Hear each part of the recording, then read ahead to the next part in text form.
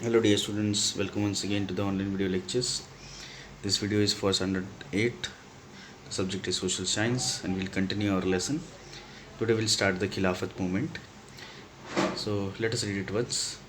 After attaining victory in the World War I, the Allied nations they signed a treaty with the Turkish who was defeated in the First World War. The treaty which was made for the Sultan of the Turkey, it was very strict and it was injustice, and people wanted him to be terminated. So Muslims all over the world, including India, they launched protest in the favor of the Khalifa. Khalifa is known as Muslim king.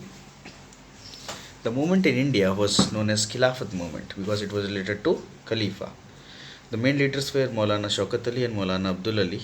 Gandhiji also supported the Khilafat movement and wanted the Muslims to protest and support the Khalifa of the Turkey. His main intention was to demand Swaraj with the combined power of Hindus and Muslims. So in India, the protest which was related to the Khalifa is known as Khilafat movement. Let us begin with the non-cooperation movement which started in 1920 and it ended in 1922. In his famous book Hind Swaraj, Gandhiji said that the British rule could be established in India due to the cooperation of Indians and it ran with their support only. If the Indians would withdraw their support and cooperation, the British rule would end within a year and Swaraj would be established. So that was the thoughts of Gandhiji. He was knowing that the cooperation which is given by the Indian people to the Britishers is helping them to establish the supremacy of British rule on India. If they are withdrawing their support, the British rule can be ended in just a year. So Gandhiji started the non-cooperation movement. On the same line of thoughts, the two main features were to completely boycott the government products or the jobs, the legislative councils, government educational institutes, to return the British titles of honor, foreign clothes and goods. The other creative aspect included the eradication of untouchability, communalism, and consumption of alcohol. Gandhiji advocated the propagation of Swadeshi goods, Khadi, and national education alongside. So there were two main features. First is to boycott the government products, the English products, and use the Swadeshi products. Gandhi started the non-cooperation movement by returning the title of Kaisar-e-Hind. The movement picked up the momentum in 1921-22 when the students left the schools and college. Leaders like Motilal Nehru, Rajgopalachari, Asaf Ali, they left their advocacy because they were the employees of the British government, and many of them were the elected members of legislative councils and local self-government institutions. They all resigned their post. The foreign clothes were brought out on the roads and it was burnt alive. The charkha, which is also known as spinning wheel, was started in the place of the foreign goods, and Swadeshi was promoted everywhere. Many educational institutions were also made. The examples are Kasi Vidyapeeth, Bihar Vidyapeeth, Jamia Millia Islamia, Gujarat Vidyapeeth, etc., that were established during 1921 to 22, where non-cooperation movement was going on. Also, Gandhiji was against the violent movement, but an incident took place in the Chauri Chora village of Gorakhpur district in Uttar Pradesh when some people who were protesting against the Britishers they were fired by the Britishers, and when the bullets of the Britishers ended, they started doing violence on the Britishers. Many were injured, and few people were also killed. The police station was set ablaze. I mean, it was set on fire. In this fire, nearly 22 policemen were burnt alive, and this was a shocking incident for Gandhiji. Gandhiji said that I have committed a big blunder, and now I am withdrawing the non-cooperation movement. This is one of the pictures of Chauri Chora incident. We can see many people have died. They have been burnt alive by the Indian protesters. Due to this act of violence, Gandhiji withdrew non-cooperation movement immediately.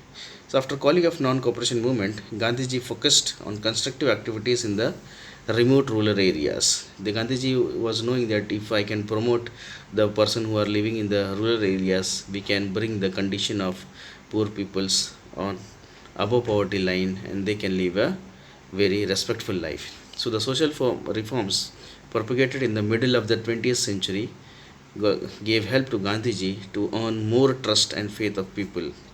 The ideas of the Gandhiji started uniting the people from different walks of the life. The Hindus, the Muslims, the Christians, the Sikhs, everybody got united. The males and females, they started supporting each other. One of the major development of this period are the establishment of Indian Communist Party and the RSS, which is known as Rashtriya Swayamsevak Sangh. These parties were envisioning the future of India in a different way. Many people know about their socio political economic views with the help of your teacher. So we should discuss it in the class, and at present we will say that Rashtriya Swayamsevak Sangh, it was a political party which was looking about the conditions of the people who were living in the villages, and they were trying to help them in many different ways, and they wanted to bring the living conditions of the people who are living in the villages to come to an extent which can say that the peoples are living above the poverty line. This was the work done by the Communist Party and the RSS. After that, we'll see the Simon Commission, which took place in 1927. Simon Commission was started in 1927.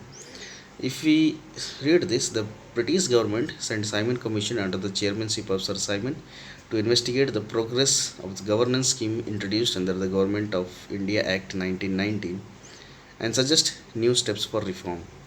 When Britishers were ruling our country, the Britishers from England, they used to send one political leader, or we can say the lawyer, every 10 years to see the way of ruling of the Britishers and to see the development. Every 10 years, one commission was sent to India, and in 1990, to see the scheme of Government of India Act, the Simon Commission was sent to India. The only problem with this commission was that all the representatives here were from Britishers and none of the person were from India. This made the people furious, and they felt insulted. All the political parties decided to boycott the Simon Commission. When Simon Commission he reached the India, he was welcomed with the black flags and slogans.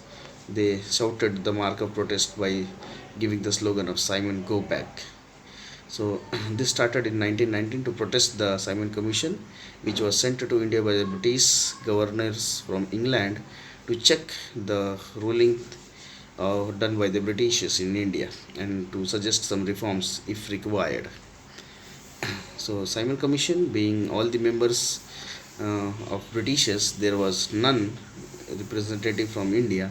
This made the people of India becoming very furious and started protesting against the Simon Commission by the loud slogans and giving the black flags. They were shouting Simon Go Back. That was the mark of protest. So this will end the today's work. You have to learn about Simon Commission, then you have to learn about the non-cooperation movement and the Khilafat movement. All these three things you have to learn, and the remaining will be continued in the next video. Till then, keep learning and stay safe.